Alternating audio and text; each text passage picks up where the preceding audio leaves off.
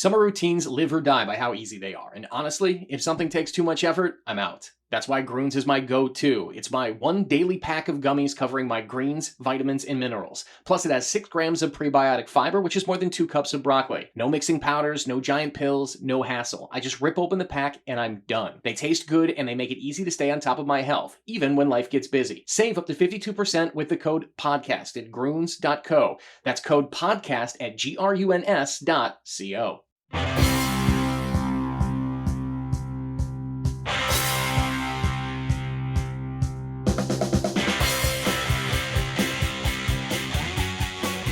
Hi, everybody. This is Dawn Mitchell, and welcome to Dawn of Sports. And today we're going to heat things up a little bit. I know the term hot stove baseball is something everyone's looking forward to, but I'm really looking forward to this conversation with Twins communications manager Nina Zimmerman. I always talk on the show about lions don't need to roar when it comes to women in leadership.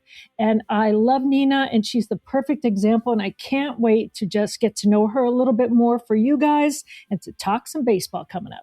This will be fun for me. To my favorite people in sports, Dawn Mitchell from Fox 9, Nina Zimmerman from the Twins. Nina's been doing a great job with the Twins for a long time now. This is Dawn of Sports. We're coming to you from the Aquarius Home Services studio. We'd also like to thank Lexus of Wayzata and Maplewood and Minnesota Masonic Charities. Best way to listen to this show or any show you like at talknorth.com. Please subscribe to your favorite podcast app. We're also doing some of our shows on YouTube, including the John Krasinski Show, the Michael Russo, Anthony LaPanta show, which is called Worst Seats in the House. We've got all the sports covered, 3 Viking shows, baseball with Roy Smalley and Lavelle Neal. Check it out. You'll find something you like. We do appreciate it. Back to Dawn.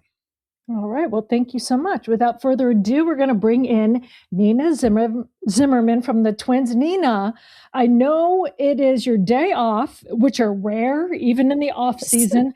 So thank you so much for joining us and welcome to our podcast. How are you? No, my pleasure. Thank you guys so much for having me on. This will be fun. I'm looking forward to it. You know, I always like to ask people how you become a baseball fan. And it's interesting because it is definitely not a sport where a lot of young people say, oh, it was super quick and exciting. And I got into it real fast. My dad took us. My first game, believe it or not, was not a Twins game, not even a Red Sox. It was a Mets game. And we're in, obviously, New York, New Jersey area at the time. And I loved it. I was hooked. And my dad taught me how to score a game and all of that. How did you first get into loving America's favorite national pastime? Yeah. So Dawn, I feel like I've got a pretty similar genesis story to you there. So I'm originally from the Chicago area. And when I was a kid, my dad, who's originally from Philly, took me and my brother to both Cubs and White Sox games. And, because he was like, 2 teams here. I'm not from here. Let the kids decide. My brother quickly became a Cubs fan, and little 5-year-old Nina said, there are 2 teams here.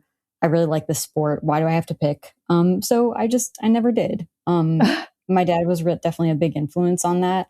He, similar to you, he taught me how to keep score. And actually one of my favorite and one of my earliest baseball memories is of sitting on my dad's lap the day after Kerry Wood's 20 strikeout game in 1998, and we counted the strikeouts in the newspaper box score. And it was fun. Another one of my earliest baseball memories is the White Sox ballpark has these like almost Water Park-esque pull chain showers. I don't know if they still have them in like center field. And I remember running around with my brother. Yeah. So we were just like on those hot summer Chicago days, just, going to the shower and then going back to your seats, soaking wet.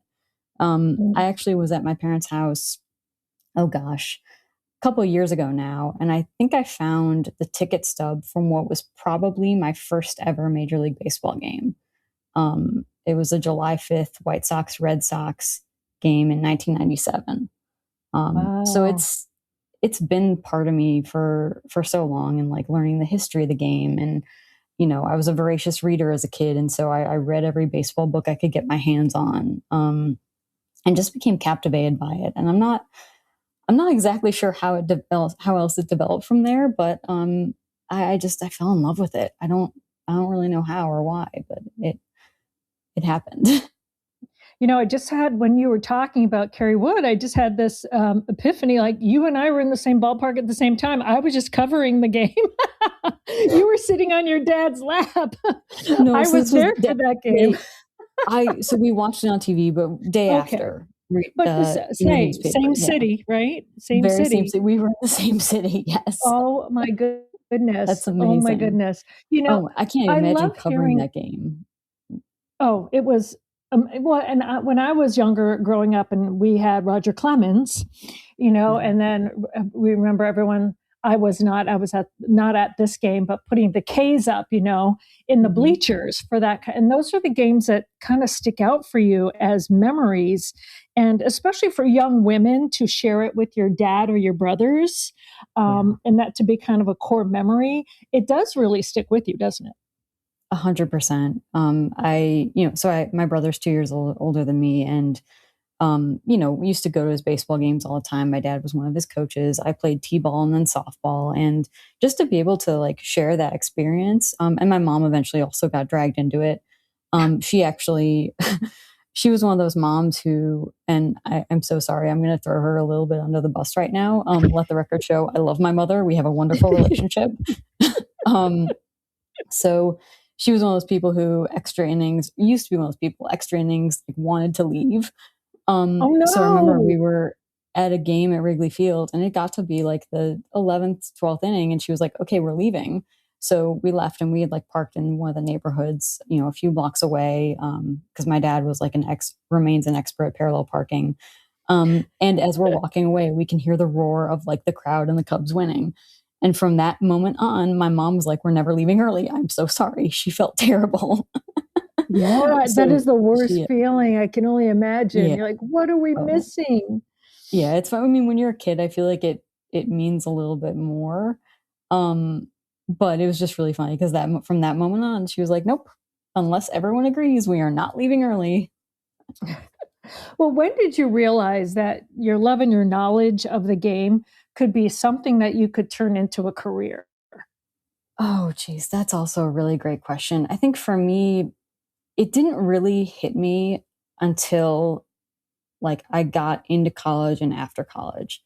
Because even when I was in college, I didn't necessarily know, or it didn't really occur to me that the job that I currently do even existed, or that it was even a possibility. Like a lot of young sports loving people, I originally thought that sports writing might be my path. Because I love to write. I went to a school with a very strong writing background. But as I started slowly doing an internship here and there on like the team side, I realized that I loved that environment, and I liked not simply telling the story of a team from an outside objective perspective, but also just being part of it, and being one of those people behind the scenes. I fell in love with that aspect of it, and I think that was probably after I graduated from college and had done my first couple of internships. I realized that that's really the path that I wanted to be on. Because I also have a pretty unconventional background when it comes to like doing the job that I currently do, I think. Well, what is that? Like, I know that you were so many different teams, even Australian league at one point. Wow. So I'll try and keep this a little on the shorter side, because No after all these need. years, We're I a still don't know how to. podcast, I still don't know how to like condense this. So I went to a liberal arts school for college, Kenyon College in rural Ohio. Was a double major in modern languages and literatures and American studies. Sports editor of our college paper. I also worked in my college's writing center, as well as for the public affairs office, writing little mini press releases for them. While I was in college, I interned with the Akron Racers, who were a member of National Pro Fast Pitch, which is one of the predecessors of the AUSL now in terms of like women's professional softball in the US. Interned with that team, loved it, did a bunch of like marketing, media relations, social media, all that. And then after I graduated, I worked for the Australian Baseball League for 2 years, doing again like marketing, media relations, social media, a little bit of video editing, some website stuff, some writing, like kind of all over the place. And then from there, when I came back to the US, I was fortunate to intern in a media relations capacity for the Miami Marlins in 2017, which was the year that they hosted both the World Baseball Classic as well as the All-Star Game. So that was an amazing experience there. And that was kind of when it hit me that, I learned how to research game notes. I learned how to write for like a baseball team from like the team side in a little bit more depth. And I fell in love with it. So after that, I interned with Cleveland in 2018. Again, communications, PR capacity. Returned to Australia in the 2018-19 MLB offseason to work as like a traveling TV broadcast tech type person, graphics operator, which was again a lot of fun. Really, when you're two people lugging 300 pounds of equipment across Australia every weekend, that was an experience. And then 2019, I interned with the Kansas City Royals, and then joined the Twins in 2020 as an intern, and I've been here ever since. Oh my goodness, you are the baseball traveling band. Yeah, so I used to joke that I just threw a baseball at a map and went where it landed. But I also think that like a lot of, people ask you, how do you get a job in sports? And a lot of the common answer that you'll get is it comes down to luck and timing. And I really do think that that's true. But you also need to, I've worked my rear end off over the years to get to where I am today. Well, the key, whether you're on your side of the fence or our side of the fence, the key is that you'll have luck and good timing if you're ready when the right job comes open. If you're not ready, then the luck and timing won't help you. You have to be ready. And I know you've worked really hard to position yourself. Let me take this moment to thank the people who make this podcast and the network run. And let's start with Aquarius Home Services. Thanks also to Alexis of Wayzata and Maplewood. And thanks, as always, to Minnesota Masonic Charities. And I'll ask a question here, Nina, before I turn it back to Dawn. I've been covering the Twins on and off different guises since I was a beat writer in 1993, and things have just changed so dramatically. Media relations, access, everything about my end of the job has changed. I'm wondering since you've been in the business, what have you seen change the most? Oh, that's a really good question. Well, I think COVID was an interesting thing to work through, just in terms of so I worked a few seasons pre-COVID, and obviously everything post-COVID. So I think it made us rethink like how we do things and why from a little bit more of like a granular perspective, because COVID basically stripped away everything. As you guys know, changing the way that we do media access, changing the way that we do credentials which is a big part of my job, changing the way that we interact with people. So I think that was definitely a big thing. And I think that a lot of that was in a way for the better, because it made us actually understand we had been doing these things for so long. It actually made us understand why, and what the reasoning is behind it. Also for me, I had actually never worked a normal season for the Twins. So when we started to normalize things again, I actually had to learn all of our old processes, and it gave us the chance to look at them in a little bit more detail and figure out how we could do things better, which I think was an amazing opportunity. But I also think that social media has changed a lot. People are a lot more connected, and just the variety of different types of media. Like Jim, you mentioned that back in, 10, 20 years ago, it was just your columnists and your radio folks. And now it's it seems like, no offense, everyone and their mom has a podcast.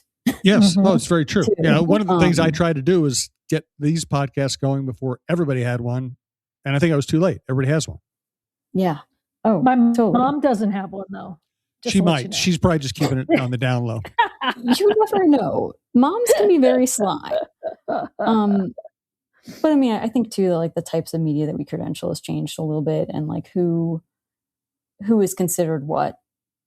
No, but when you bring up Gen Z, it's true. Even in football, there's just a different perspective, and it's kind of it doesn't have to be so serious, right? Is that what you have found when it comes to maybe it changing a little bit?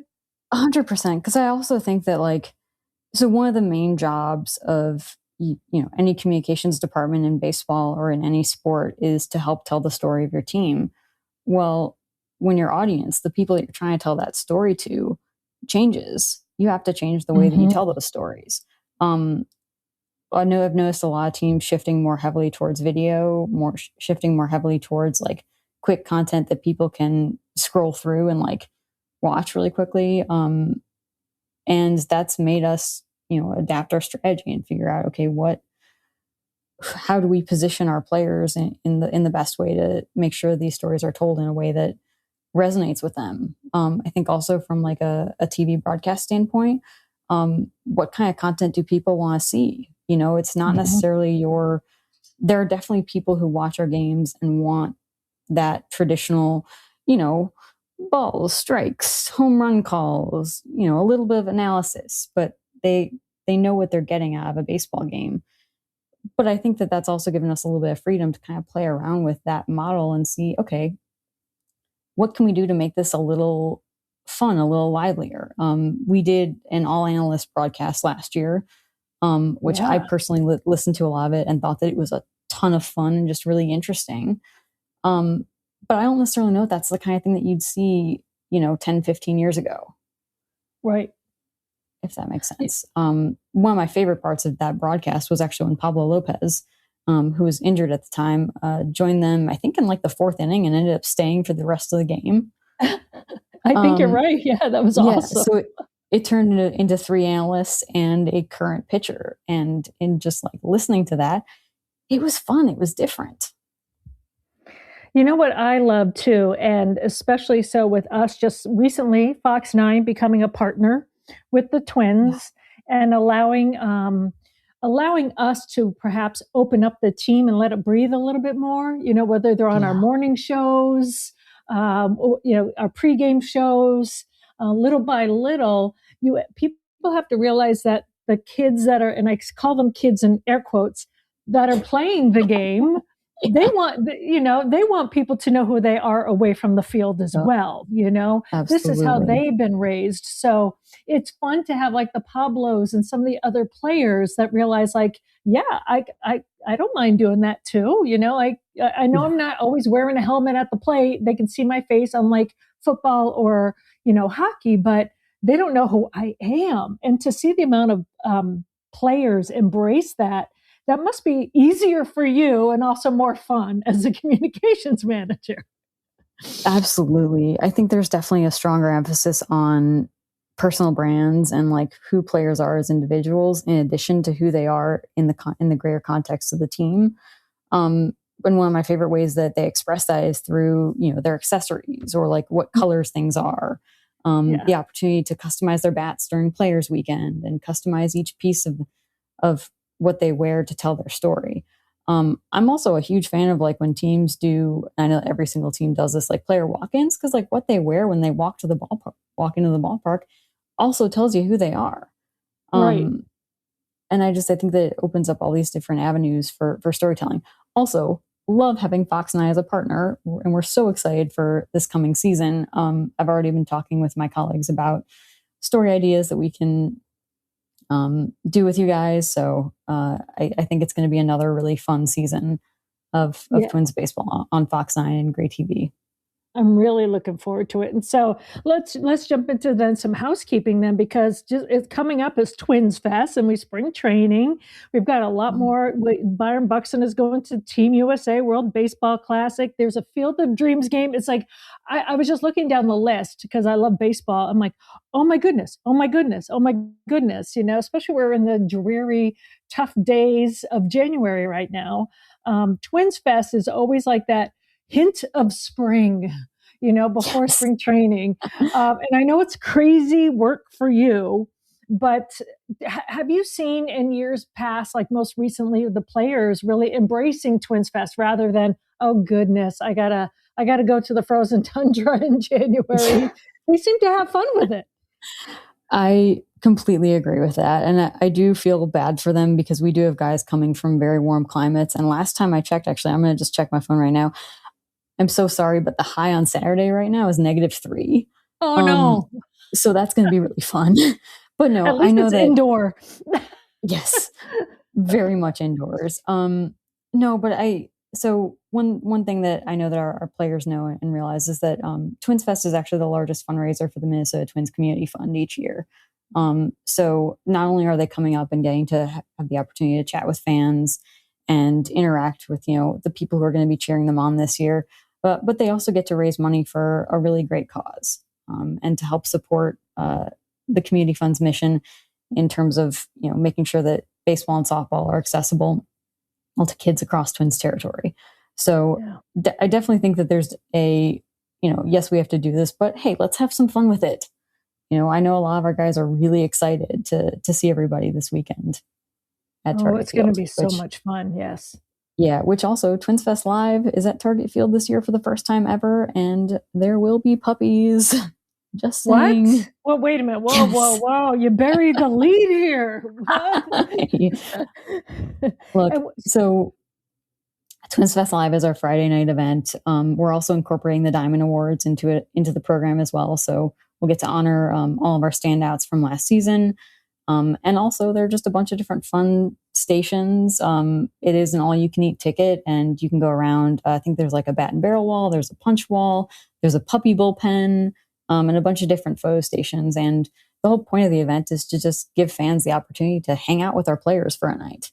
Absolutely. Which I think is really cool. And everyone who I've talked to who has gone to it has really enjoyed it. Where can people, if they're listening and they're like, oh my goodness, puppies, oh my goodness, players, where can they get tickets? I believe it's twins.com/twinsfest. Nice. Nice. And again, that lays out the entire what's going on. We also have our clinic on Twins Fest Saturday, so that's available 2 different sessions for kids ages 6 to 12. We've got players and coaches going to that too, so you can actually get hands-on instruction from your favorite Twins players, which is really cool. That's awesome. And that's also at twins.com/twinsfest. And when do you guys pack up and head down early for spring training? When in the life of a person like yourself, and Dustin Morris, that you have to kind of get everything ready. When do you head down there? Yeah. So you'd mentioned earlier that, Twins Fest is kind of the beginning of the year for us. And I do think that that's incredibly accurate, because it's about 2.5 weeks between the end of Twins Fest and when my department starts heading down there. I personally will go down on February 10th. I believe Dustin's a couple days before me and Mitch is a couple days after. And Matt's also going down for a week in March. So we'll all be down there at some point. And pitchers and catchers is February 12th, and our first full squad is February 16th.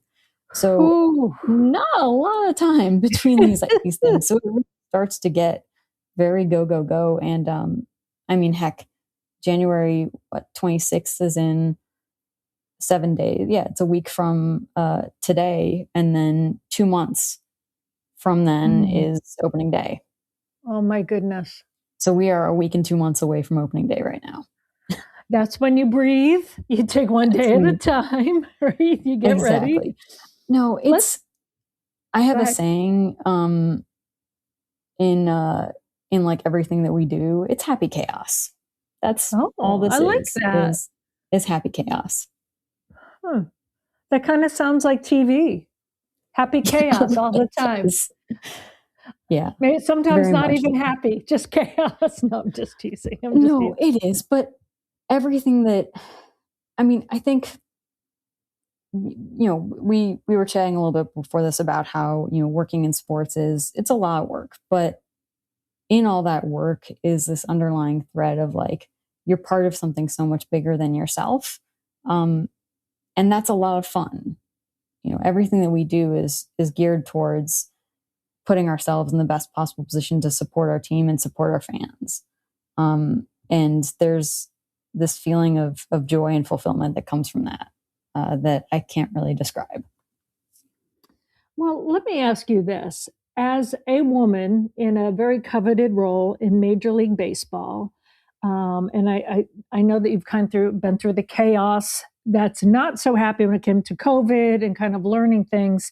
When you see younger girls looking up to you, when I was in Milwaukee, I met Wendy Seelig-Priebe. And so to see a woman, working for the team, high up, be smart, be a professional. And like I said at the top of this podcast, I always believe in lions don't need to roar, and you're that person. You're so kind. You're so good at your job. You're so personable, but you get it, and you know the sport, and you get things done. What is your biggest piece of advice, not only to young women, but in particular women, but also young men that are trying to get into this business that think it's sports and I've got to be where I think you just have to be yourself and be a good person and know your stuff. But what piece of advice would perhaps you give to the younger generation trying to get into Major League Baseball on your side of things?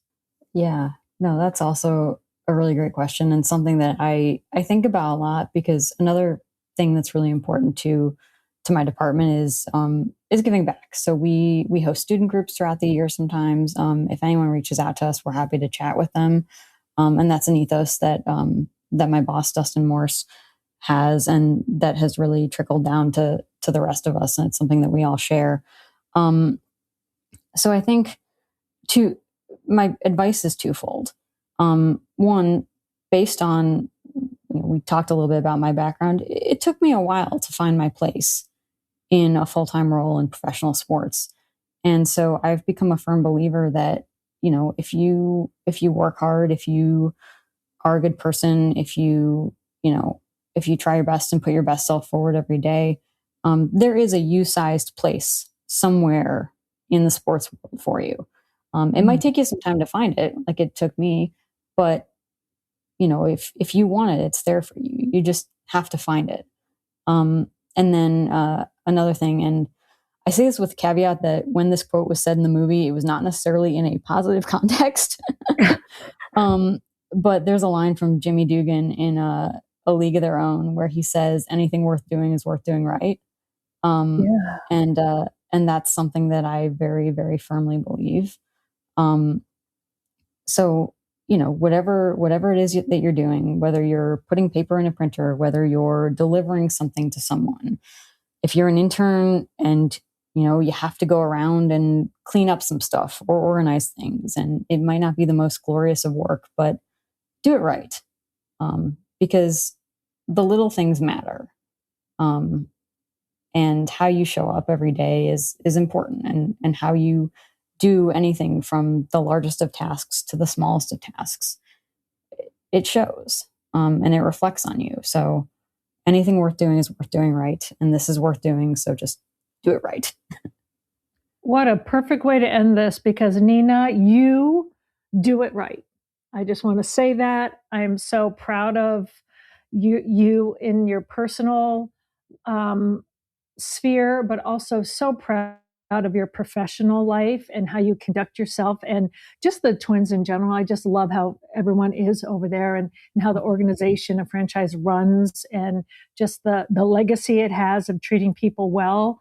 But you personally, you do it right. So thank you so much for joining us today, especially where I know that you're just taking a little bit of time before you rev up and launch. Oh, it's all good. So you know me, I'm always firing at all cylinders, but thank you guys so much. We are very, very lucky to have wonderful media to work with. So both you and Jim are just, you make my job easy. And I'm really grateful for that. So it's mutual. Oh, so Jim, no messing up. We make her life easy. I don't know. Messing things up is kind of my thing. So Nina knows. Nina puts on Kevlar when I come by. It's fine. Well, Nina Zimmerman, you are the best. Thank you so much. Get your Kevlar ready for Jim Souhan, and we will see you soon coming up.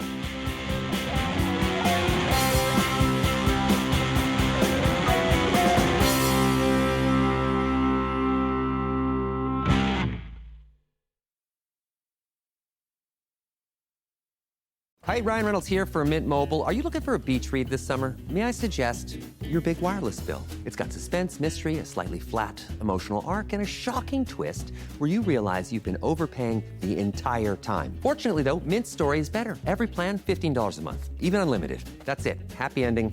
zero tiers. Give it a try at mintmobile.com/switch. Upfront payment of $45 for 3 months, $90 for 6 months, or $180 for 12-month plan required. $15 per month equivalent. Taxes and fees extra. Initial plan term only. Greater than 50 gigabytes may slow when network is busy. See terms.